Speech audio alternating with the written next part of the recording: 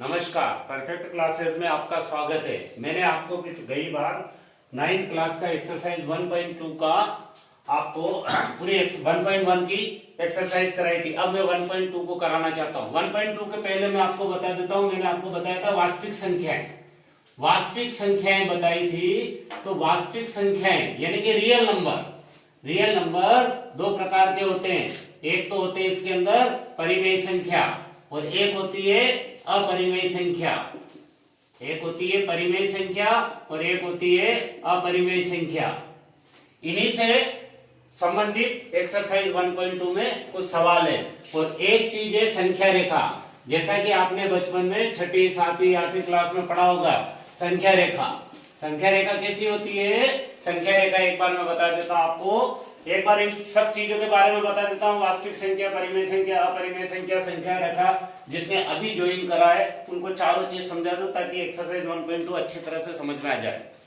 संख्या रेखा क्या होती है? इस तरह से ये एक लाइन होती है, मापांक होता है। इस मापांक में मध्य में 0 होता है, फिर इधर 1 2 3 4 5, ये आप मतलब आपके हिसाब से स्केल से 1-1 सेंटीमीटर के अंतर पर इन लाइन को आप इन पॉइंट को ले सकते हो। तो ये आपकी संख्या रेखा बन जाती है। ये सारी धनात्मक संख्याएं यानी कि पॉजिटिव है, ये सारी धनात्मक संख्याएं। और इधर वही 1-1 सेंटीमीटर के अंतर पर इधर हम पॉइंट लेते हैं, तो ये ऋणात्मक हो जाती है। -1 -2 -3 -4 ये। तो इस तरह ये 0 से ये भी अनंत की ओर चलती है और ये भी अनंत की ओर चलती है। इसको संख्या रेखा कहते हैं। संख्या रेखा पर समस्त संख्याएं आ सकती है, परंतु संख्या रेखा पर कुछ चीजें नहीं आती है। संख्या रेखा पर परिमेय भी आती है और अपरिमेय संख्या नहीं आती। परिमेय संख्या जैसे आपको कोई भी नंबर है, आप संख्या रेखा देखो आप, जैसे आपके जितनी धनात्मक संख्या है, धनात्मक पूर्णांक है, धनात्मक पूर्णांक, इनके वर्गमूल संख्या रेखा पर आते हैं। परंतु जो ऋणात्मक पूर्णांक है, ऋणात्मक पूर्णांक, इनके वर्गमूल संख्या रेखा पर नहीं आते हैं। यानी जैसे -4 -2 -4 रूट, तो इसका आपका संख्या रेखा पर आप प्रदर्शित नहीं कर सकते। संख्या रेखा पर कौन सी संख्याएं प्रदर्शित होती है? धनात्मक संख्याएं, समस्त धनात्मक संख्याएं, दशमलव वाली संख्याएं सभी हो सकती है, ऋणात्मक संख्या भी हो सकती है। परंतु धनात्मक संख्याओं के वर्गमूल को संख्या रेखा पर प्रदर्शित किया जा सकता है। कैसे करेंगे ये मैं आपको बताऊंगा। धनात्मक संख्याओं के, धनात्मक पूर्णांक के वर्गमूल को कैसे प्रदर्शित करेंगे ये मैं बताऊंगा। पर ऋणात्मक पूर्णांक संख्या के वर्गमूलों को संख्या रेखा पर प्रदर्शित नहीं कर सकते।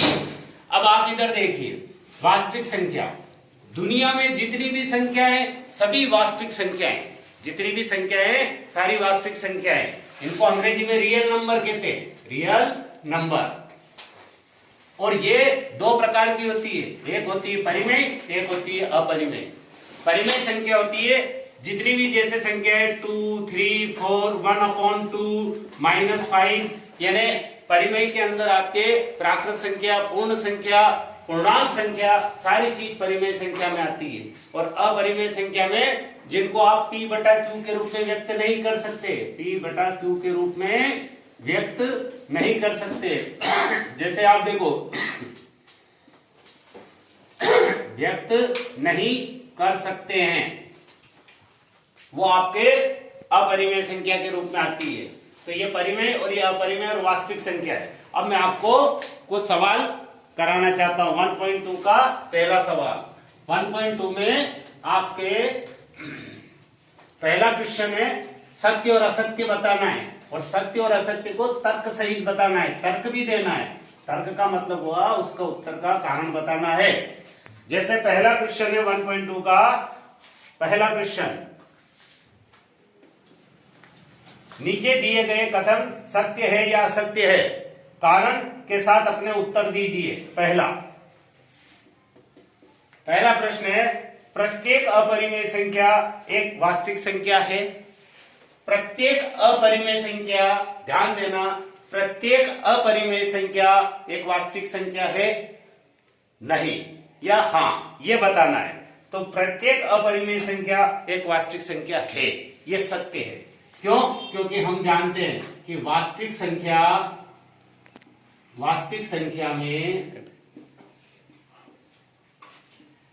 दोनों संख्याएं परिमेय और अपरिमेय, दोनों संख्याएं परिमेय और अपरिमेय संख्या निहित होती है, निहित होती है। इसलिए समस्त जितनी भी दुनिया में अपरिमेय संख्या है सभी वास्तविक संख्या है, और वैसे दुनिया में जो भी संख्या है सब वास्तविक संख्या है। तो अपरिमेय संख्याएं वास्तविक संख्या है। तो ये पहले का आपका हो गया सत्य। हाँ, प्रत्येक अपरिमेय संख्या एक वास्तविक संख्या है। दूसरा वाला देखना आप, संख्या रेखा पर प्रत्येक बिंदु रूट m के रूप में होता है, जहां m एक प्राकृत संख्या है। ये पूछ रहा है कि m एक प्राकृत संख्या है, m एक प्राकृत संख्या है, और m एक प्राकृत संख्या है, और रूट m बोल रहा है संख्या रेखा का प्रत्येक बिंदु रूट m के रूप में होता है, प्रत्येक बिंदु। तो इसका उत्तर हो जाएगा आपका सेकंड असत्य है। क्यों? क्योंकि इसके अंदर जैसे कुछ संख्याएं होती है -4, -3, -2, -1, तो इसके रूट को हम संख्या रेखा पर प्रदर्शित नहीं कर सकते हैं। तो इसका आंसर हम लिखेंगे कि असत्य है।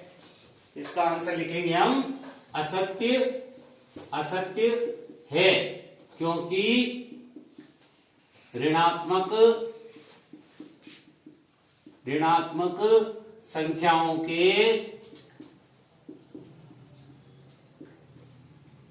वर्गमूल को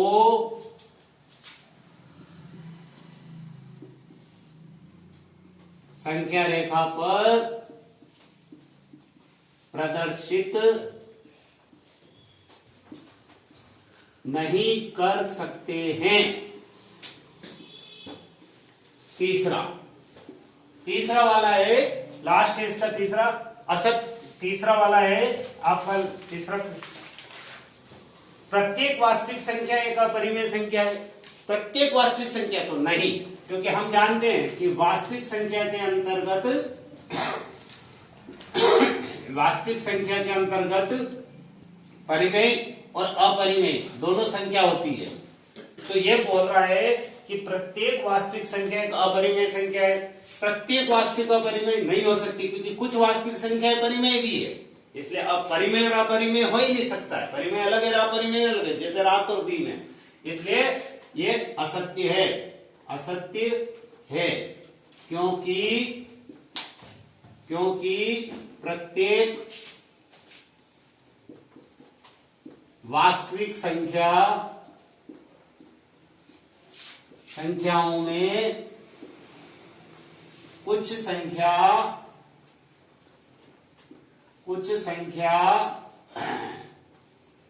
परिमेय हो सकती है और वो अपरिमेय नहीं होती है। तो इस प्रकार ये पहले क्वेश्चन के तीनों आंसर हुए। अब दूसरा वाला इसमें प्रश्न है कि क्या सभी धनात्मक पूर्णांकों के वर्गमूल अपरिमेय होते हैं? यदि नहीं, तो एक ऐसी संख्या के वर्गमूल का उदाहरण दीजिए जो एक परिमेय संख्या है। क्या सभी धनात्मक पूर्णांकों के वर्गमूल अपरिमेय होते हैं? नहीं, सभी धनात्मक पूर्णांकों के वर्गमूल अपरिमेय नहीं होते हैं।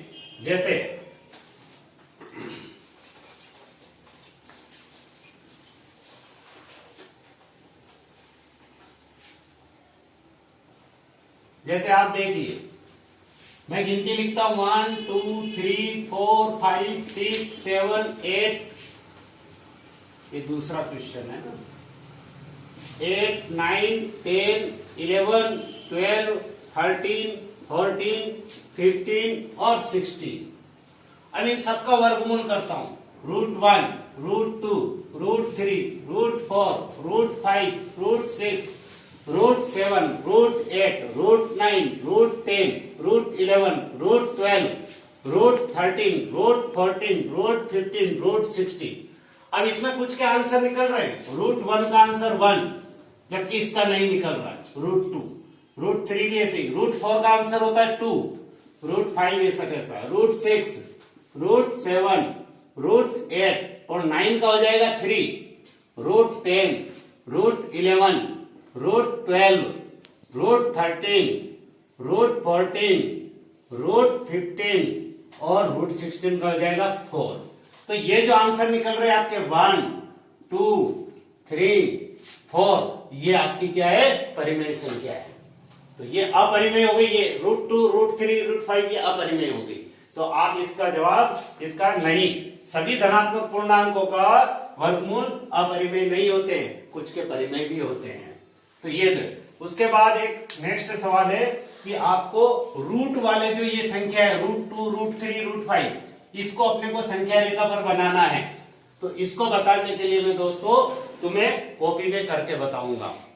तुम्हें ये वीडियो, इसके नेक्स्ट वीडियो में मैं, या फिर नेक्स्ट वीडियो में रूट वाला आपको कॉपी में करके बताऊंगा। हमने क्या करा था कि √2 को बनाया था, √3 का बनाया था, वैसे ही प्रकार से √5 के बराबर चाप भर लेंगे। ये √5 के बराबर हमने चाप भर लिया, ये रहा, और इसको हम आगे चलाएंगे।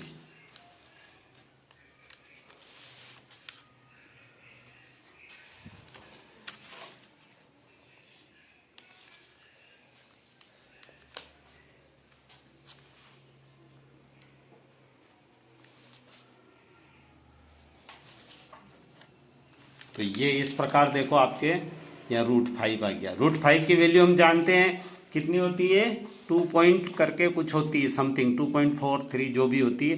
तो ये देखो 2 और 3 दोनों के बीच में √5 आ गया। आप चाहो तो यहाँ पर भी आप 90 डिग्री का एंगल बनाकर यहाँ पर 2 का लेकर आप यहाँ पर भी बना सकते हो, तब भी ये यही बनेगा। तो इस प्रकार दोस्तों √2, √3 और √5 दोनों का बनाया। कैसा लगा? अगर अच्छा लगा है तो सब्सक्राइब और लाइक जरूर करें। धन्यवाद।